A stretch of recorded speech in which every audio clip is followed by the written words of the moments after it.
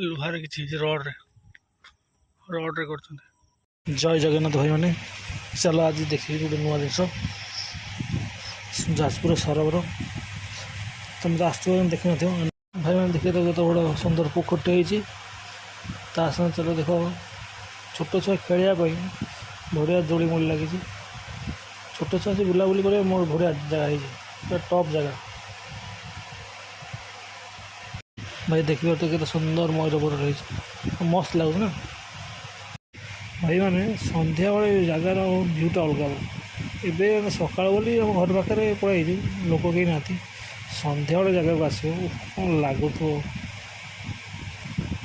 ନା। ଲୋକ ଆସିଲେ ଗହଳିରେ ଭଲ ଲାଗେ, ଏକା ଏମିତି ଆସିବ ମାନେ ଭଲ ଲାଗିବନି। ସାଙ୍ଗରେ କିଏ ଥିବ ସାଙ୍ଗସାଥିରେ ଆସିବ ବୁଲିବା ପାଇଁ ମସ୍ତ ଲାଗିବ।